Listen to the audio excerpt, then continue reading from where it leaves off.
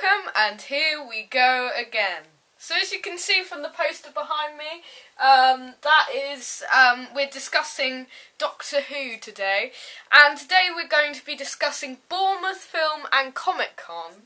Obviously I'm not in Bournemouth at the moment, but instead of the planned Modern Who series ranking that I was going to do, we're going to bring you a little bit of footage and a little bit of info from the talks and some new information from FCC Bournemouth that took place a couple of weekends ago. So sit back and enjoy.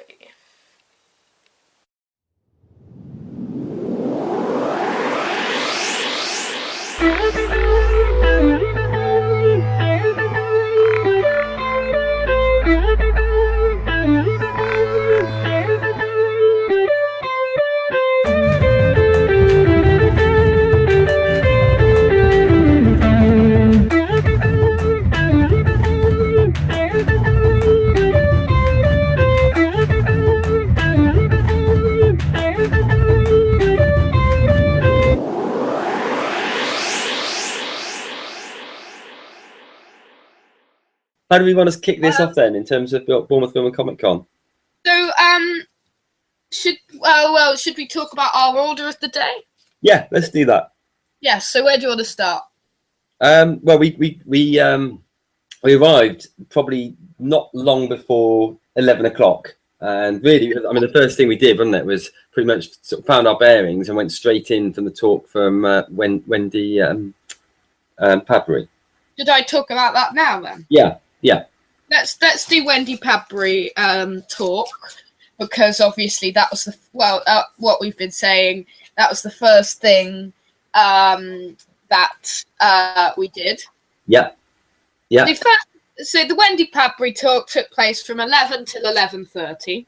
For those that don't know, who was Wendy Padbury? She was Zoe Herriot in the Patrick Troughton era of Doctor Who. Yeah. Okay. So, first of all, because she was asked questions by the audience. Yeah. The first question was about Jodie Whittaker. Yeah. As what she expected. Yes. Wendy said she was delighted. Everyone at Sheffield was too. 3 women were the only negative ones. Yeah, that's right. So I think what that was saying from memory, so she'd been asked that question at a panel at Sheffield Film and Comic Con, I guess. I think generally she was saying that the guys seemed to be really thrilled about the idea, and that the only sort of bad feedback she'd had was from women. And actually it was mirrored, wasn't it? Because there was a lady at the front of the talk that voiced her opinion that she didn't want to see it. And she was saying, if I remember rightly, she was saying that she really likes Jodie Whittaker, but she just doesn't feel that there's a need for the Doctor to be a female, and that she'd grown up with this male figure and it should have stayed a male figure. It is interesting that the females are more negative about Jodie Whittaker than a lot of the males are. I mean, don't get me wrong, there are some males, but it does annoy me a bit when people say, oh, the bloody men who are negative about Jodie Whittaker, because it isn't only the men. Yeah, no, that's right.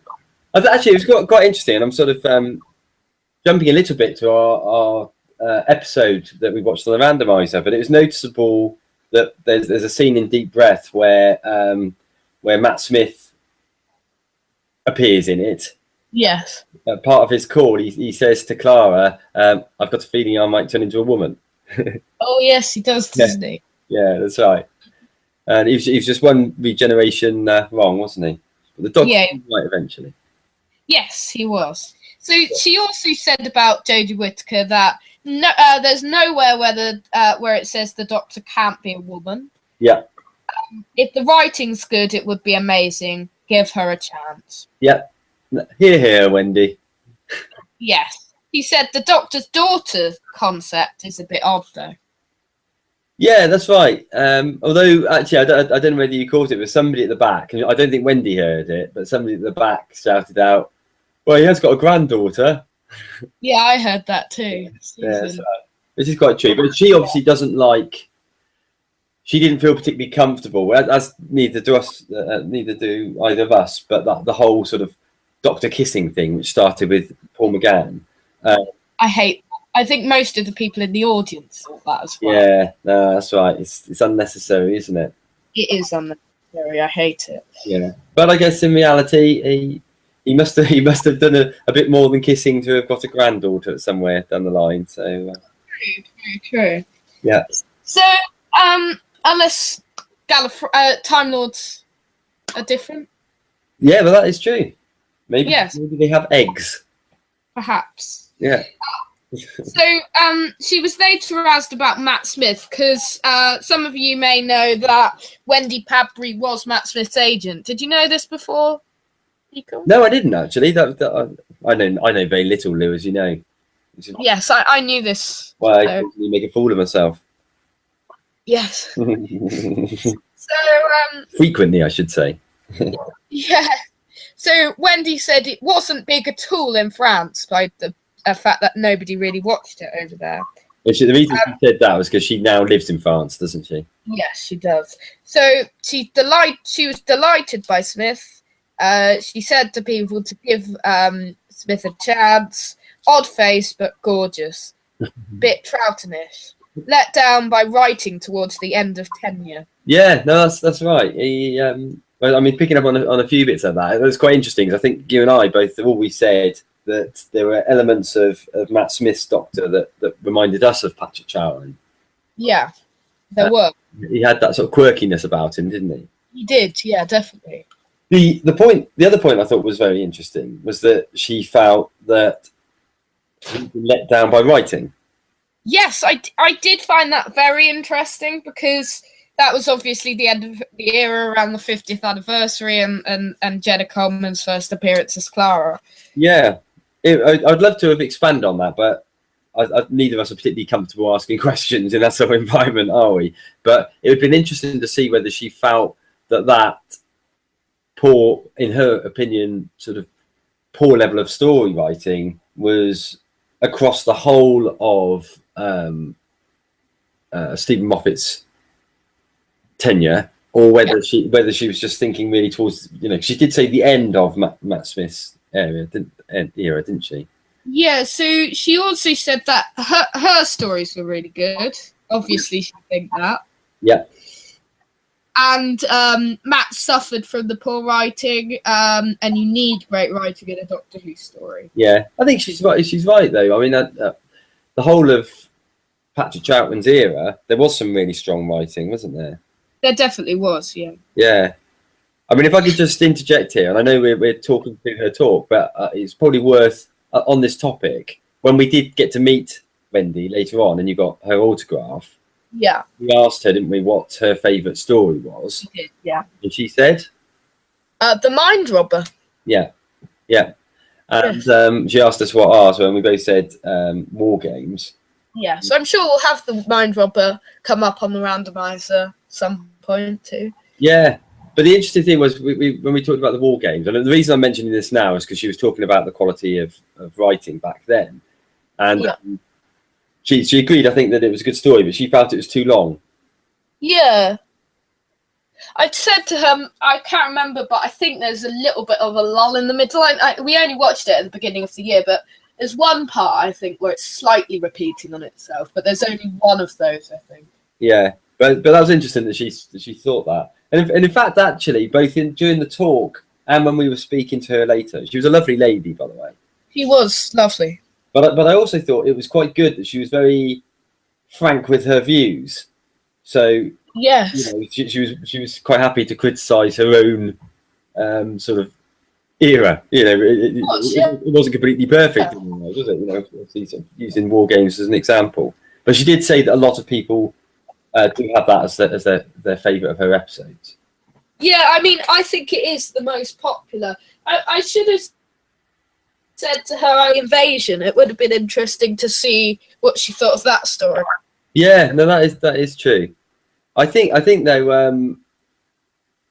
I think we also said to her, didn't we? There's actually War Games wasn't only one of our favourite episodes with her in, but it was actually one of our favourite episodes. Yeah, we did say that, and it is one of our favourite episodes. That's absolutely true. Yeah, yeah. Yeah, carry on. Yeah. Okay, so she said about a sparkling robber. The stories. She said it's her most comfortable costume. Also, she someone asked her about her best location, and she said, "Are you joking? We went to quarries and rubbish dumps." Yeah, that's Nicola Bryant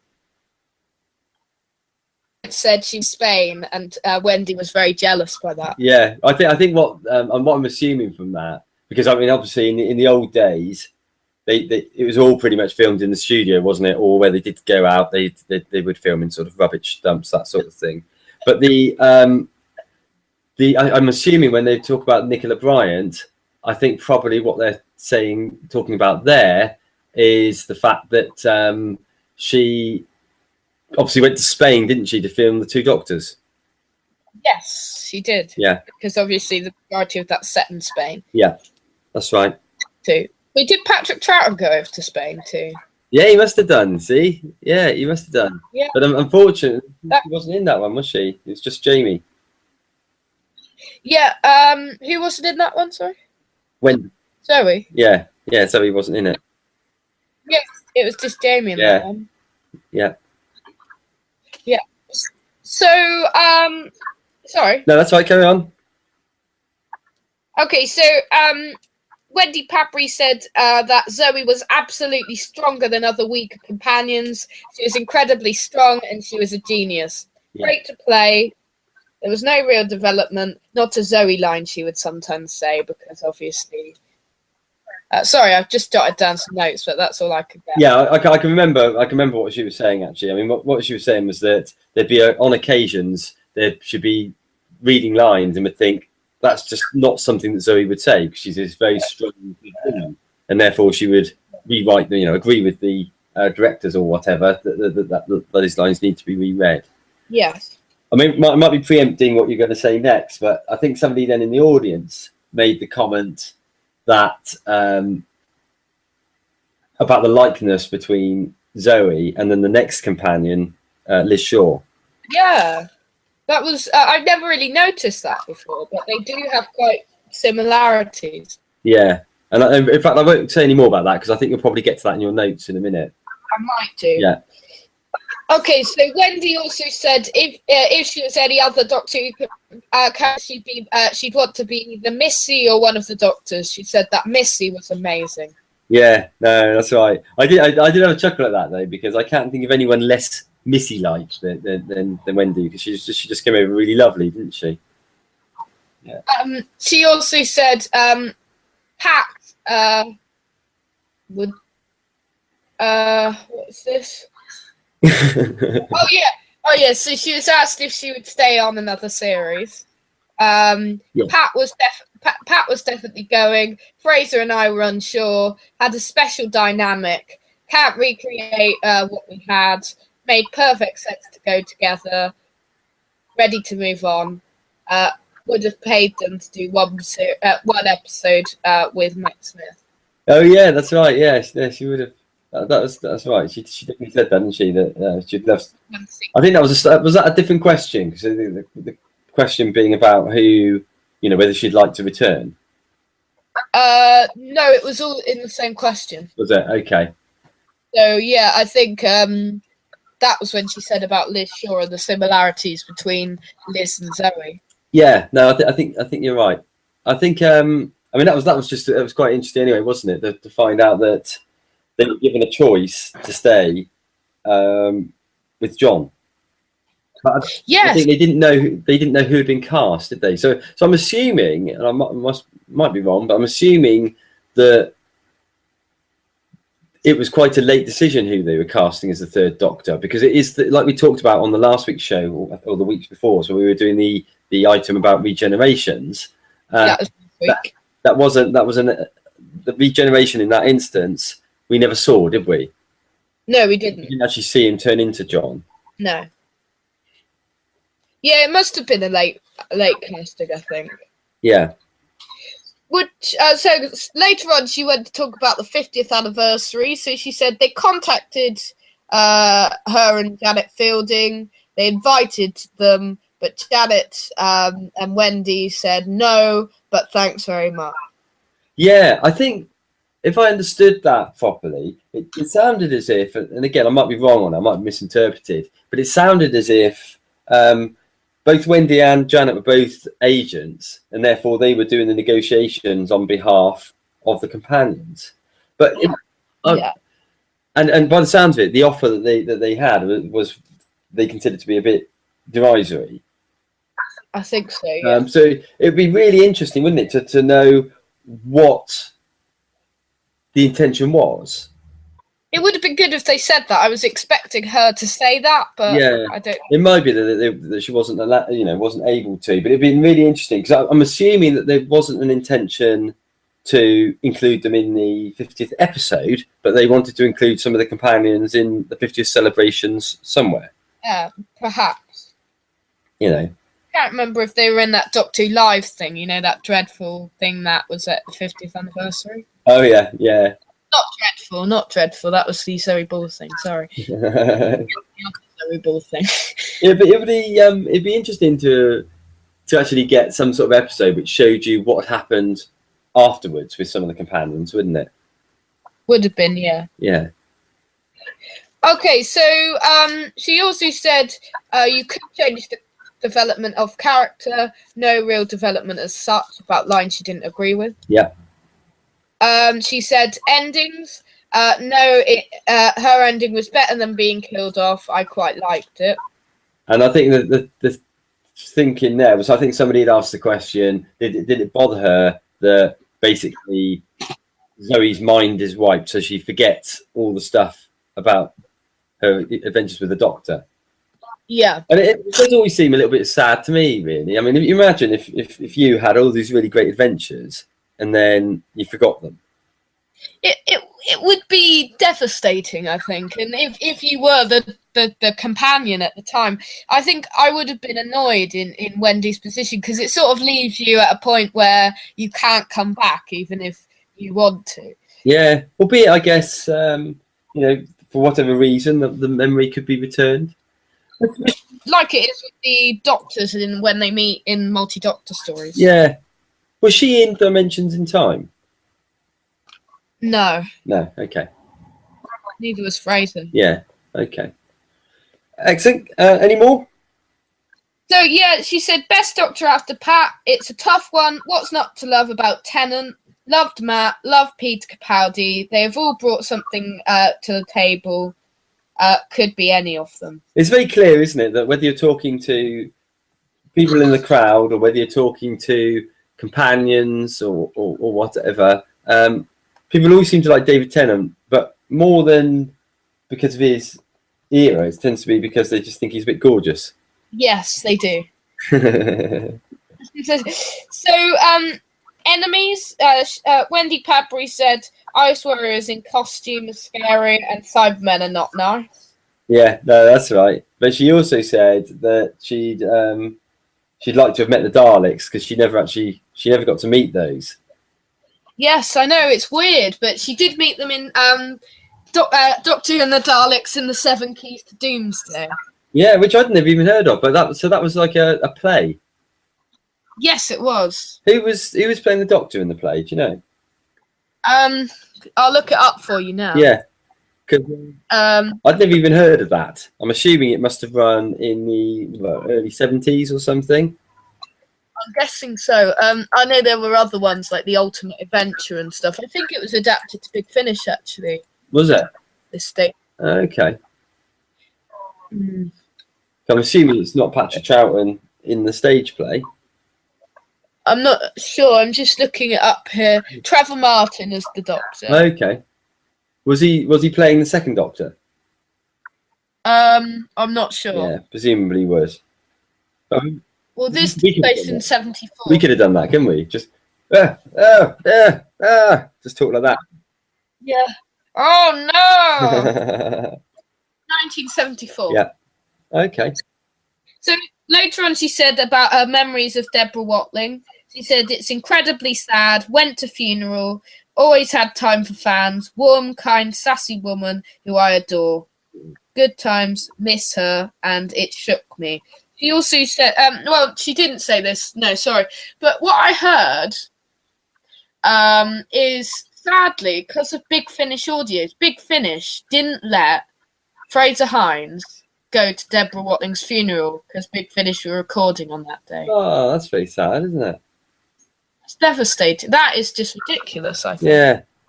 I mean, I guess you can sort of see it to a certain extent, in that it's very difficult to rearrange things like that.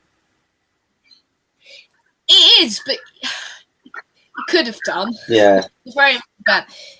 She also went on to say about her best inspiration for acting, a common question which popped up in a few of the talks. Yep. She said, didn't have one. Dream was to be a ballerina. It was going to be exciting acting. She meant by that. Grateful and lucky to get work. Yeah. Okay, I think that's it for the talk. Yeah, I mean, thinking about, was there anything, when we actually got to meet Wendy afterwards, was there anything else that we talked about with her? I'm trying to think now. We mentioned some of the stuff and we were talking about episodes. We did talk a bit about the podcast, didn't we, briefly? We did, yeah. Did you notice our T-shirts? I think she did, yeah. She noticed our flashy Doctor Who Time and Space T-shirts, which are available from all the good messages to us. Yeah. Okay, so after Wendy's talk, we then sat in on, as we mentioned earlier on, we sat in, and I'm not going to go through it in any detail, but we sat in on the Rogue One talk, which had a number of 4 guests, didn't it, who were all relatively small characters in Rogue One. Yes, so can I look? I'm just going to look up Bournemouth Film and Comic Con. I know it was Matthew Dell, Andy De La Tour. Let me just get up this list of other people in the film. Jamie Delph and Michael Gordon. And the reason I mentioned this is that although they were talking about Rogue One, there was mention of a couple of points that Matthew mentioned about Doctor Who, because he obviously appeared in, well, not obviously, he appeared in the Robots of Sherwood episode. Yeah, I'm just looking. Martin Gordon also appeared in Doctor Who. Oh, did he?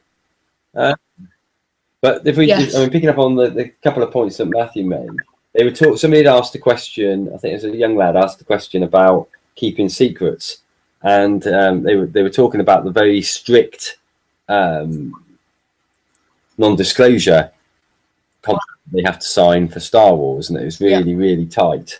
And Matthew mentioned that it was very similar for Doctor Who. So when they're told they're going to be in it, they're not allowed to even say that they're in it until it comes out, basically. No, so that was quite interesting. And he also thought, because he's a local lad to us, isn't he, Matthew? He's Dorchester, a Dorchester lad, which is the next town on from where we are. Yeah.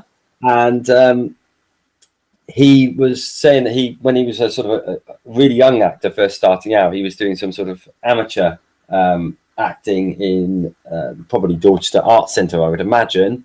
There was none other than Sylvester McCoy came to watch him. Yes, brilliant. And he was saying that he would love to actually be in something with Sylvester at some point. Yes, he did say that. Yeah. Anyway, so that's just a couple of little tidbits that I thought I'd just share on the basis that there were Who references. Yeah, so we also went to see some cosplay stuff. Yeah. A bit, and then at the end of the day, we watched the Doctor Who talk. Yeah, just before we go on to that, in terms of the cosplay, there was some really great costumes, wasn't there? There was quite a few Doctor Who ones I noticed. It's quite a few Doctors, a few Matt Smiths. There were. There was one who was sitting right in front of us in the talk who I noticed looked and sounded very like Matt Smith. Yeah, I wonder if he really sounded that way or whether he just put on a Matt Smith voice. I'm not sure. Or perhaps it was Matt Smith. He looked a bit like him, and how he was speaking, it was exactly the same. Yeah. So yeah, which Doctors did you see?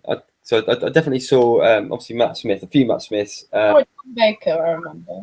Yeah, yeah. Sylvester McCoy. And there was a young lad dressed as Patrick Troughton. Yes, there was. Yeah. Yeah. Okay. Okay then. So the final talk we went to at the end of the day, really. Yes, it was, and that was with two of the guests who were there, who were sort of minor Doctor Who characters. Debbie Chazen from Voyage of the Damned. I can't remember the actual character name. Yeah. But she appeared in Voyage of the Damned, and also Adele Lynch, who played the Empress of Mars, a raptor in the Empress of Mars. Yeah, I mean, before you start sort of going through the talk, I was really pleasantly surprised with this talk. Yes, I was too, because it was two very minor characters in Doctor Who, and I was actually worried because I thought, how are they going to be able to talk about Doctor Who for so long? But I have 4.5 pages of notes here. Yeah. And I'll tell you what was pleasing, even more so than when we went to London, actually, was the number of questions that were being asked. It was brilliant. There were more than what were being asked. I mean, the Doctor Who talk at London, the amount of questions being asked were poor. There was only about 1 or 2 questions. Yeah, that's right. And we contributed to that poorness by not asking any questions. Yes. So, do you want to kick off then with this talk? Yes, let's do that. So, first of all, there was talk about costumes. Adele Lynch said it was 3 hours to get into her costume, and it was 2 hours for makeup, I think.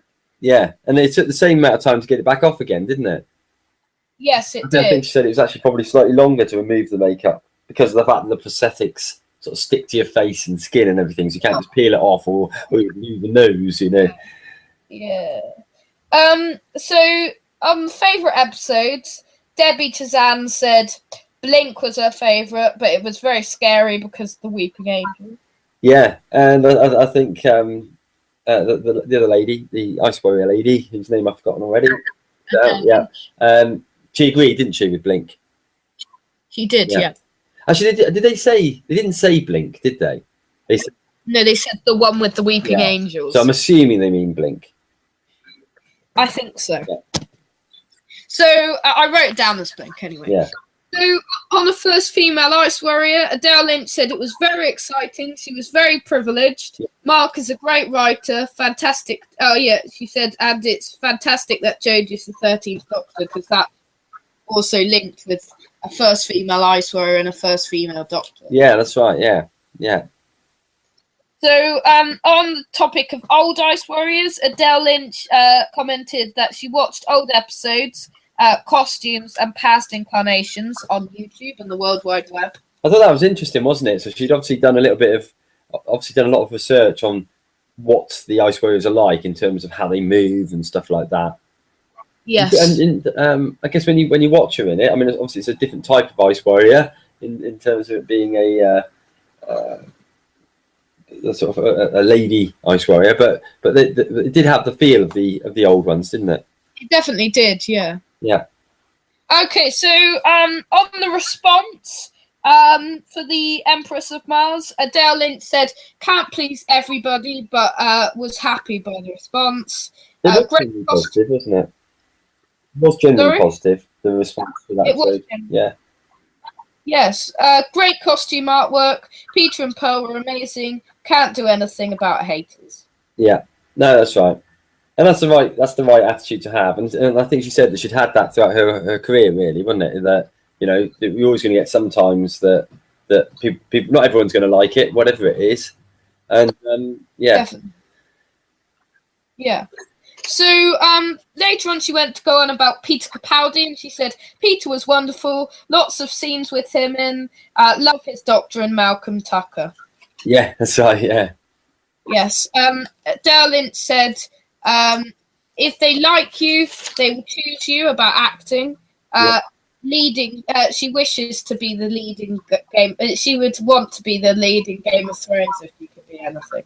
Actually, both of them said that, didn't they? Their ideal acting job would be to be asked to be Game of Thrones, and they wanted to be. They both wanted to be sort of Joffreys, didn't they? Yes. Debbie Chazan also said her dad was an extra in the Moonbase. Yeah, that was interesting. I didn't know that. No, she. I don't know whether you were going to say this, but what she was then saying was that she saw some stills from out of it, and apparently her dad was sort of like a singer as well. Yes, I think he was. And because of the sort of the picture that she saw, it looked like he was singing. And but apparently, when she actually got around to actually watching the whole episode, he was poisoned. His character, and she said it was some of the worst acting she'd ever seen, and therefore that must run in the family. Yeah. Yes. So she said, so they were talking about Sherlock or Doctor Who. Yeah. Dan said both absolutely fabulous and different. Love both David and Benedict Cumberbatch. Yeah, that's it. Favourite Doctor? DC said David Tennant and Peter Capaldi. All were fantastic. And AL said Peter Capaldi was my favourite. Great quality of acting. Yeah, no, that's right. Experiences. DC said great fun to watch. There was a cheer and a tear with the family on Xmas Day, as I wrote. So what that was in response to a question where somebody had asked how they watched the episodes that they were in. Yes. And I think what Debbie was saying was that obviously with it being the Christmas special, it was quite good anyway because it was Christmas Day, so it was sort of integrated into the already exciting Christmas Day celebrations. Twas. And Adele Lynn said had little dinner at Sisters and was very nice. Yeah. Let's see.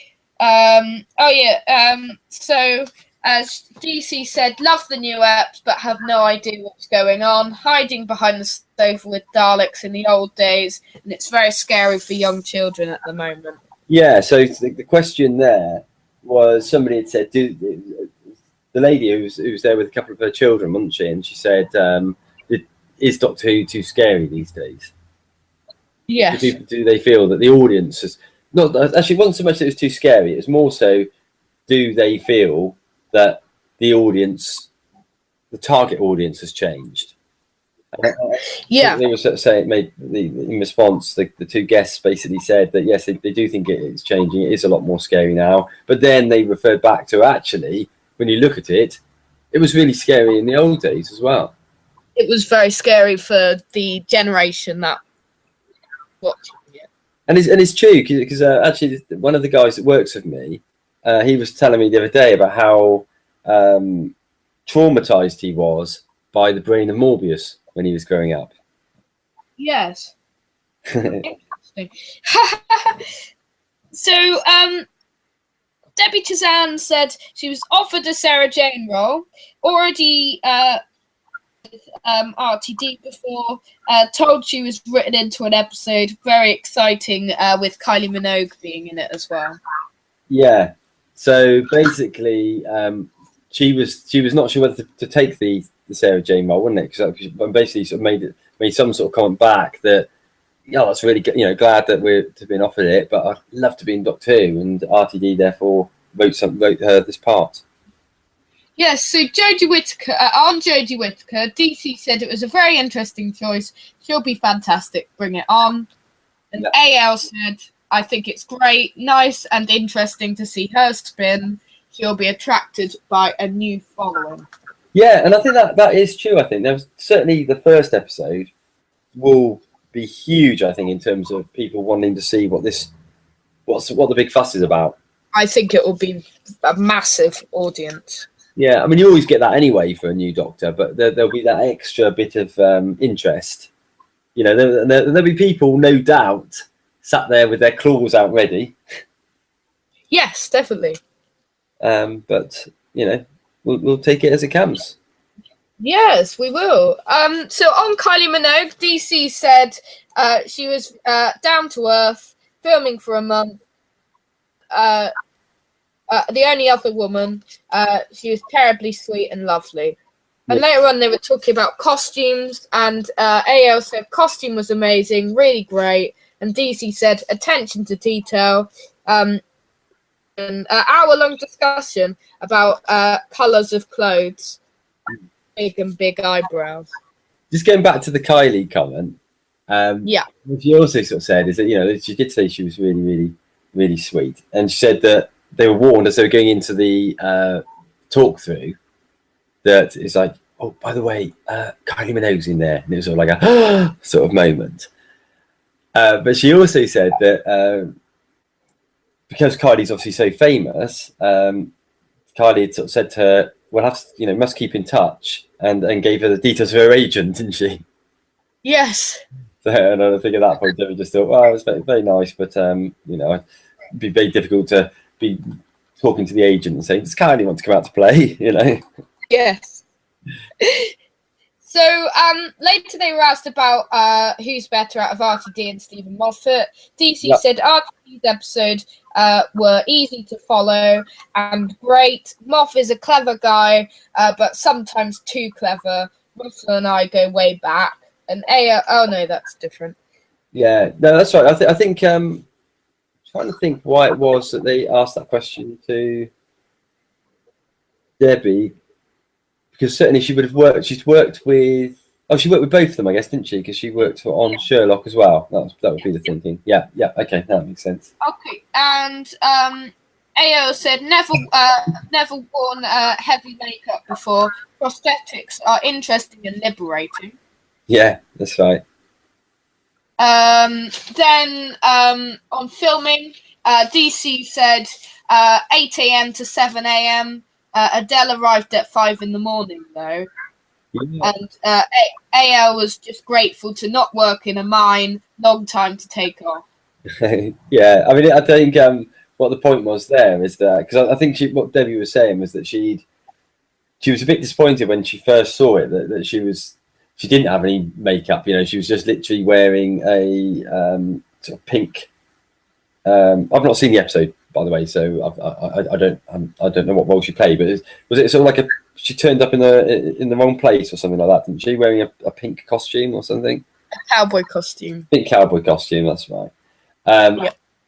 And so while she was initially a little bit disappointed that she wasn't wearing something a bit more spacey, when she'd heard how long it takes for people to get made up, and that they have got that sort of 5 a.m. start, the appeal became far more apparent. Yes, it definitely did. Yeah. So having said that, Adele, I think was she said it doesn't really bother her getting there that time. You know, you accept that sort of thing when you're an actor or an actress, and you just get on with it. Yes, definitely. So DC said she can't be herself in acting, and AL said actors aren't usually wanting to be the centre of attention. Yeah, so, and basically what they were saying, wasn't it, it was a lot easier acting than if you were doing what they were doing there, which was sat there as themselves answering questions from the audience, because it's a very nervous thing, being yourself sometimes. So on memorable locations, AL said all scenes indoors, all there in front of you. Yeah. And DC said David was absolutely amazing. He really enjoyed it. AL said Peter is a Doctor Who fan, wonderful, lovely, intelligent, and talented. Yeah. So thinking about the location sort of side of it, because what Adele was saying was that they basically the indoors bit with where the ice workers were, she was only really in that one location, and it was in a really small area, and you could sort of walk around, you know, to go. I think she said, you know, you're going to the toilet and you turn up in the TARDIS console sort of thing. Yes. Yeah.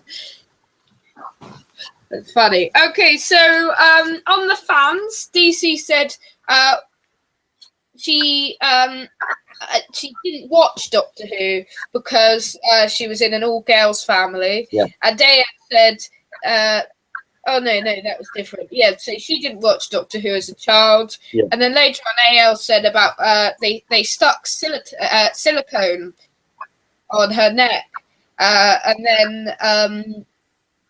And then next, with makeup, base of the costume. Yeah, I can't remember what that costume is. Sorry, the notes aren't that clear. DC said she would love to work with Tom Baker, and AL said I have to stick with Peter Capaldi. Yeah, so that was to the question: which other Doctor would you most like to have worked with? I think the reason she said Tom Baker was because she said that you hear all these crazy stories about him, so it just sounded like it'd be fun. Yeah. So, AL said it's difficult to talk as many people didn't see me. Forgot that that she was wearing it. Children come to see come to the set, which is lovely. Yeah.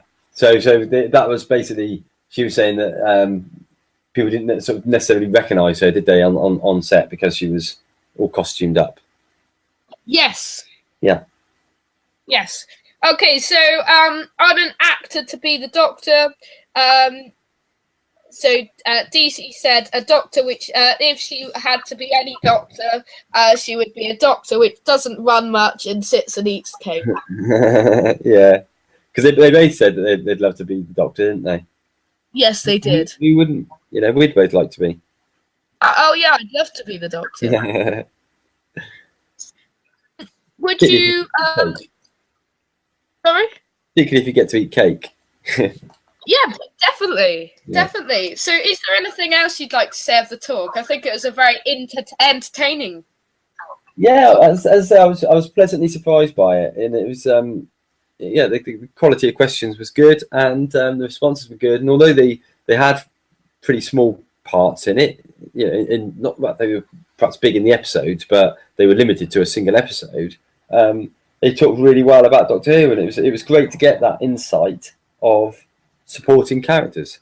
It was very interesting, and it was a very different talk than any I've been to before, I think. Yeah, no, that's right. So, is there anything else you'd like to say about the day? It was a really good day. I mean, it's obviously a lot smaller scale than London. And we've been to Bournemouth a few times, haven't we? The Comic Con. Yes. There wasn't as many big name guests. But what was great was that it makes it very easy to walk around. So I think in London, however good it is, it's very hustle bustle, wasn't it? But particularly the Saturday we went. Yes. So it was quite nice being able to be a bit more leisurely as we walked around. It definitely was. You're not sort of tripping over the Suicide Squad whenever you walk. No, that is true. Yeah, so I don't know. For Showmasters until London for us. Yeah, probably, unless we do end up going to one of the other ones, Exeter possibly. So our chauffeur for the day, my friend Tony, he seemed quite interested to actually go to one of the other ones as well, didn't he? Yes. So we may piggyback on that. Okay, well, and incidentally, I guess we should have said at the beginning, the reason that we're broadcasting on a Monday and not the Saturday, like we normally do, is because we went to the Comic Con. Yes, it is. Sorry to not explain that, but yeah, we are live streaming now because obviously we couldn't do it on the day because we didn't get back. So yeah, this show is called the Bournemouth Alternation or something, isn't it? Yeah. So, next, I'm in London's on the 27th to the 29th of July. Yep. No next Bournemouth one confirmed yet, but I'm sure if there is going to be another one, it will be confirmed in due course. Yeah. Oh, you bought a bit of merch as well, didn't you? Oh, yes, I brought a Dalek I bought you a bit of merch, I guess. Yeah, Dalek Pop Funko. I'm holding it right in my hands now. Oh, excellent. Good.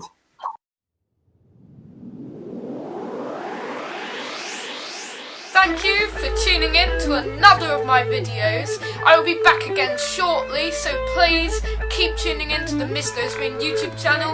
We've got some quality videos coming up, Doctor Who and non-Doctor Who related. So keep tuning, Whovians and YouTubers, and I will see you for another video next time. Same time, same space. Goodbye!